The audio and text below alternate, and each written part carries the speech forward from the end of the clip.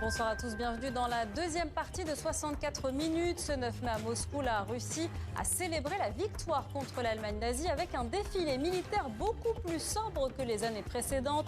Pas de chars sur la place rouge, pas de démonstration massive d'armement, peu de dirigeants étrangers présents. Le tout sous la menace d'attaques de drones ukrainiens. La Russie est-elle sous pression? La peur a-t-elle changé de camp?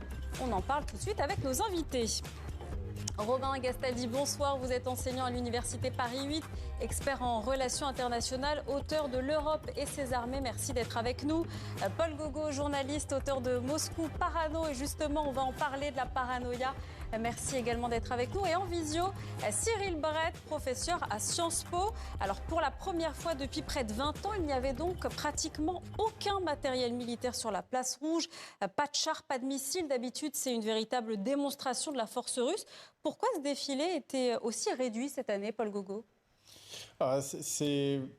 Officiellement, c'est pour des questions de sécurité. Mais en fait, c'est vraiment un ensemble. C'est-à-dire que Vladimir Poutine, en ce moment, et c'est vraiment pas pour faire de la pub pour mon livre, vit dans une certaine paranoïa. Et il y a un petit détail à la fin de la cérémonie qui m'a permis, une fois de plus, de comprendre ça. C'est que moi, j'y ai assisté plein de fois à ce défilé militaire. Et tous les ans, Vladimir Poutine, après, descendait de sa tribune pour venir nous saluer. Alors, pas nous personnellement, mais le public, les gens présents, au pied des tribunes. Là, il est descendu de sa tribune, il a sauté dans un van aux vitres teintées, parce que la suite de la cérémonie est 200 mètres plus bas d'habitude, donc il le fait à pied les autres années. Et là, cette fois-ci, on sentait que l'objectif, c'était d'apparaître en public le moins longtemps possible. Oui, là, il y avait même très peu de public, les journalistes n'étaient pas accrédités, Exactement. Personne n'avait accès à donc la place. il a pas seulement, en fait, ce que je veux dire, c'est qu'il n'a pas seulement peur des drones ukrainiens, Vladimir Poutine, il a peur d'être assassiné, en fait, même par quelqu'un qui serait physiquement présent sur la place rouge. Alors la fête a été raccourcie, 45 minutes, un record d'au moins de 10 minutes pour le discours du chef du Kremlin qui s'en est quand même pris à l'OTAN. Écoutez. L'exploit grandiose de la génération des vainqueurs inspire aujourd'hui les soldats qui remplissent les objectifs de l'opération militaire spéciale. Ils font face à une force agressive, armée et soutenue par l'ensemble du bloc de l'OTAN. Et malgré cela, nos héros continuent d'avancer. Robin Gastaldi, c'était un discours court mais très combatif de Vladimir Poutine. C'est un discours court et ce que dit Poutine est moins important que ce qu'on voit dans le défilé. C'est ce qu'on vient de dire. Lorsqu'on n'a pas de blindés sur un défilé militaire aussi important, le problème n'est pas seulement symbolique, c'est que ces blindés, ces forces, elles ne sont pas au front non plus. C'est-à-dire qu'aujourd'hui, la Russie est en difficulté. Pour la première fois depuis 2024, il y a un recul sur le front. C'est-à-dire que les Ukrainiens gagnent plus de terrain qu'ils n'en perdent. On a des pertes russes qui sont absolument massives. C'est l'équivalent de la moitié de l'armée de terre française qui disparaît tous les mois. Donc ce discours, quand Paul Gogo dit que Poutine a peur pour sa sécurité, c'est vrai. Il a aussi peur pour le régime. C'est-à-dire qu'aujourd'hui, on a Moscou qui se retrouve à faire un défilé militaire en demandant l'autorisation à l'Ukraine. Il faut demander l'autorisation aux Ukrainiens via les Russes. Via Donald Trump. Et donc, on est quand même dans une situation où 4 ans après le début de la guerre, Poutine se retrouve à supplier Donald Trump de demander l'autorisation aux Ukrainiens de tenir un défilé dans sa propre capitale. Et même avec ça, il a peur. Donc, je pense que c'est très symbolique du rapport de force. Alors, la sécurité était extrêmement renforcée. Il y avait des coupures d'Internet, officiellement pour des raisons de sécurité. Est-ce que c'est révélateur du climat de tension? Est-ce qu'on peut parler d'un aveu de vulnérabilité, Cyril Brett? En tout cas, le Kremlin n'a pas hésité à indiquer que les choix de réduire à Moscou et en province le format des célébrations traditionnellement grandioses étaient les menaces ukrainiennes et notamment les menaces sur le territoire et dans les airs. Donc je ne sais pas si c'est un aveu de faiblesse, c'est en tout cas dans le discours officiel qu'on a entendu, que Paul Gogo a bien commenté, c'est la volonté de placer la Russie non seulement sous la menace de l'OTAN, mais également des forces armées ukrainiennes, ce qui rompt avec le triomphalisme qui avait présidé au lancement de cette opération militaire spéciale, disons-le, cette invasion illégale de l'Ukraine, et cette inflexion doit être notée. Paul Gogo, Moscou craignait donc une attaque ukrainienne, notamment des drones. Ça signifie quoi? Que même la place rouge, qui est le cœur du pouvoir russe, hautement sécurisée, était vulnérable? Alors, à mon avis, c'est là qu'on touche à la paranoïa du président russe, parce que dans les faits, les Ukrainiens, ils visent Moscou quasiment tous les jours, et avec des dizaines et des dizaines de drones. Depuis 2022, il est arrivé 3 ou 4 fois qu'un drone finisse dans un immeuble en banlieue de Moscou. C'est jamais arrivé, alors à part cette histoire très trouble d'un drone, mais qui venait pas d'Ukraine, qui a... Après, il y a eu beaucoup d'avancées technologiques de la part des Ukrainiens avec tous ces drones. Donc même peut-être juste des débris qui tombent sur la place rouge, c'est déjà un symbole fort. Mais même un drone qui s'approcherait à quelques kilomètres de la place rouge le jour du défilé du 9 mai, oui, clairement, ce serait symboliquement quelque chose. Mais les Ukrainiens, pour l'instant, peinent à faire ça parce qu'ils sont beaucoup plus efficaces quand ils touchent plein de sortes d'industries un peu partout en Russie, plutôt que quand ils essaient de toucher Moscou, qui est en fait entouré de défense antiaérienne, encerclé de défense antiaérienne. Et c'est très compliqué de faire passer les drones à travers tout ça. Donc il y a eu beaucoup de narratifs de la part de l'Ukraine et qui a très bien fonctionné, et qui a même été très drôle quand Volodymyr Zelensky a fait ce décret autorisant l'organisation de ce défilé aujourd'hui à Moscou. Mais dans les faits, c'est assez peu certain que Volodymyr Zelensky aurait été capable de toucher la place rouge aujourd'hui. Mais le fait que le risque existe, en fait, et le fait que Vladimir Poutine ait peur des drones, parce qu'il en aurait pris conscience vraiment récemment, de l'ampleur du risque que ça peut représenter, eh bien, ça suffit à lui faire peur, ça lui suffit à accepter un cessez-le-feu et à organiser un rassemblement beaucoup plus petit cette année. Robin Castaldi, ça veut dire quoi? Après 4 ans de guerre, la peur a changé de camp? Aujourd'hui, la peur a changé de camp et cette peur a un impact sur le champ de bataille. Par exemple, vous avez la résidence de Vladimir Poutine qui est à Valdai. Vous avez 25 batteries de défense antiaérienne qui ont été placées là-bas. Donc cette peur, c'est une peur qui est en partie irrationnelle au sens où les Ukrainiens ne bombardent pas les villes. Les Ukrainiens ciblent d'abord et avant tout des cibles militaires. Ce sont les Russes qui bombardent des cibles civiles en ville. Mais Poutine a avant tout peur pour sa sécurité. Il n'a jamais eu le courage, par exemple, d'aller sur les lignes de front comme le fait régulièrement Volodymyr Zelensky.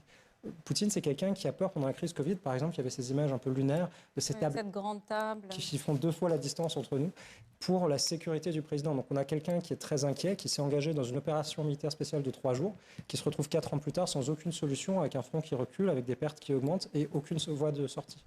Paul Gogo, vous qui connaissez bien la population russe, est-ce qu'il y a une lassitude ? Oui, en fait, tout ça s'inscrit dans un ensemble. C'est-à-dire que là, on parle des drones, on parle des tentatives, de la crainte d'un assassinat. Mais en fait, la base de tout ça, c'est que c'est un dictateur qui a donc peur de son peuple. Et il se trouve qu'en ce moment, son peuple, il a peur d'un coup d'État. Il a peur aussi d'un coup d'État. Il y a une purge incroyable qui a lieu au sein du ministère de la Défense depuis plus d'1 an maintenant, mais qui touche aussi le monde politique. Et Vladimir Poutine sait que qu'il y a de la tension dans tout ce milieu-là, même au sein de l'élite. On a un vice-ministre qui, il y a 10 jours, a démissionné. Le jour même, il est parti en exil. Il y a 1 an, on a le ministre des Transports qui s'est suicidé avec plein de petits symboles envoyés à Vladimir Poutine au passage. Et en fait, on commence à avoir plein de signaux qui montrent que les gens de l'élite n'ont pas envie de vivre dans la terreur, qu'ils s'agacent de plein de choses. Et tout ça, vous le mettez en parallèle avec la population russe qui se fatigue énormément de la guerre aujourd'hui. Et vous mettez tout ça en parallèle avec la rhétorique du Kremlin qui consiste à dire, Vladimir Poutine l'a en gros répété aujourd'hui, nous sommes les héritiers de la Seconde Guerre mondiale. En fait, la Seconde Guerre mondiale, elle continue. Et il fait toujours ce parallèle entre la Seconde Guerre mondiale et... Et c'est le 9 mai, d'ailleurs, c'est le jour pour créer ce parallèle. Et c'est aussi en ça que les Ukrainiens, juste par cette menace psychologique, finalement, arrive un peu à s'attaquer au Kremlin parce que ça lui gâche sa journée. C'est la piqûre annuelle de patriotisme le 9 mai. Et c'est plus que ça, c'est quelque chose qui doit justifier auprès des Russes le pourquoi de l'opération spéciale, entre guillemets, qui a lieu en Ukraine aujourd'hui. Et donc si Vladimir Poutine est obligé de faire son mini-défilé, et on en parle assez peu, mais il est aussi dans l'incapacité d'organiser ces défilés civils qui avaient lieu auparavant dans le centre-ville de Moscou, un peu partout en Russie, et bien en fait tout ça, ça n'aide pas du tout dans sa capacité à diffuser sa rhétorique au sein de la population qui, elle, demande un cessez-le-feu, quand lui promet presque une guerre éternelle, avec l'idée qu'il faut faire des enfants pour créer des défenseurs de la patrie. Enfin, il n'a pas intérêt à ce que cette guerre s'arrête. Il joue sa survie.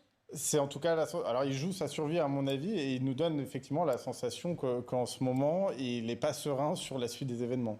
Cyril Brett, autre élément marquant, il y avait très peu de dirigeants étrangers pendant cette parade. Est-ce que c'est un signe d'isolement ?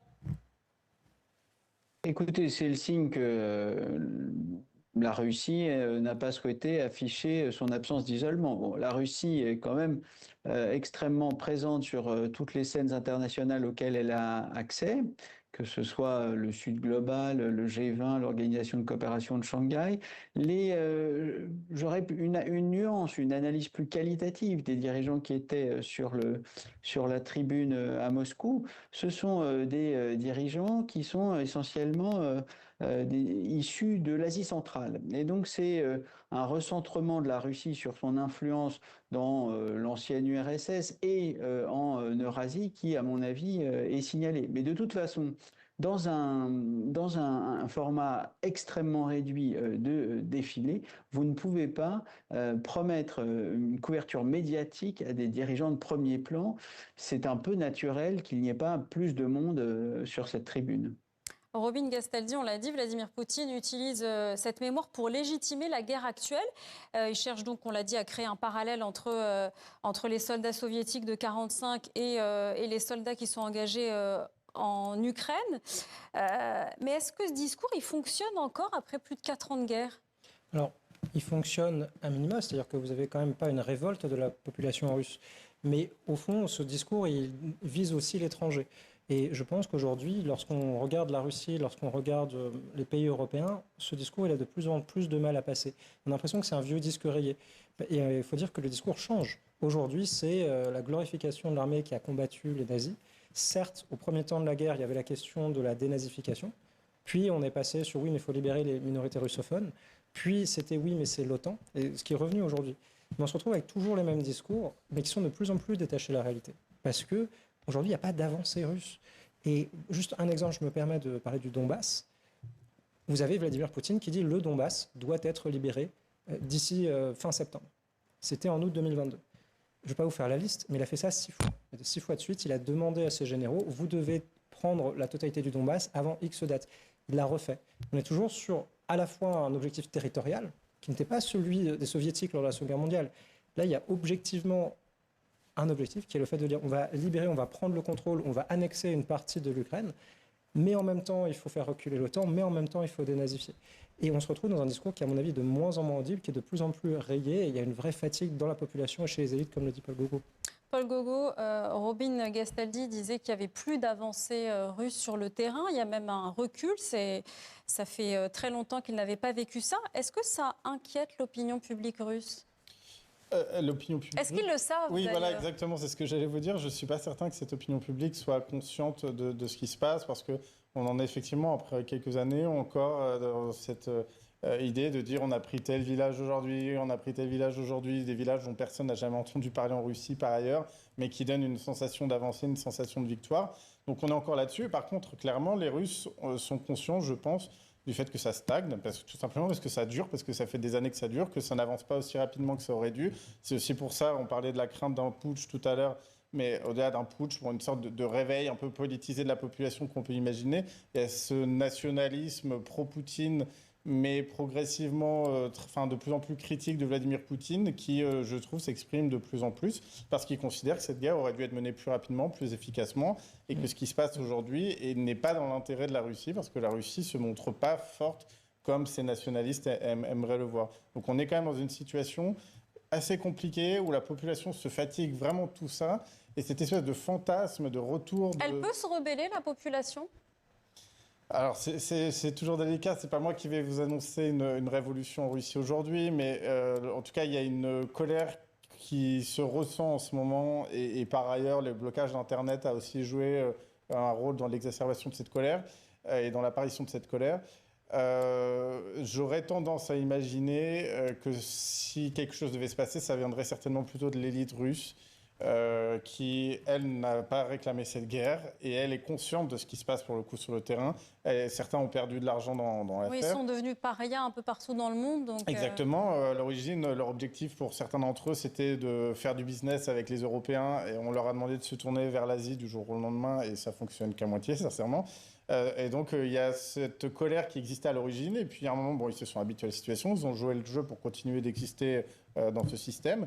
Et là, ils voient que Vladimir Poutine apparaît de plus en plus faible. Ils voient que la population est furieuse. Eux aussi subissent les coupures d'Internet. Et à mon avis, c'est ce point-là qui est risqué, qui explique d'ailleurs certainement une partie de la paranoïa du président russe. Cyril Brett, avec ce cessez-le-feu temporaire, est-ce qu'on peut s'attendre à un début d'un retour de négociations ? Les négociations ne cessent jamais et malheureusement les combats cessent très peu. On l'a vu depuis le début du conflit. Combattre n'empêche pas de discuter et combattre n'empêche pas, depuis l'avènement de Trump aux États-Unis, de demander aux États-Unis de pousser un agenda favorable aux intérêts russes. Effectivement, le conflit extrêmement long passe par des phases très différentes. Là, ce qui est frappant, c'est qu'en plus du gel des gains territoriaux et du léger reflux des forces armées russes, on voit mal quelle est la stratégie générale. Année après année, c'était tantôt les conquêtes de territoires, tantôt la suprématie dans les airs, tantôt le fait de frapper l'Ukraine en profondeur. Et là, on a perdu. Et le Kremlin semble avoir perdu son compas stratégique. Mais ne donnons pas l'impression que la Russie en est réduite aux acquêts, que la peur a changé de camp. Malheureusement, les Ukrainiens le savent bien. Hein. C'est eux qui subissent tous les jours les attaques de la Russie sur des cibles militaires, s'entend, mais sur des cibles civiles et très loin du front. Donc la stratégie du Kremlin, même si elle est aujourd'hui peu lisible, demeure fondée sur la peur inspirée par les forces armées russes à toute la population ukrainienne. Merci beaucoup Cyril Brett, merci à tous d'avoir participé à ce débat.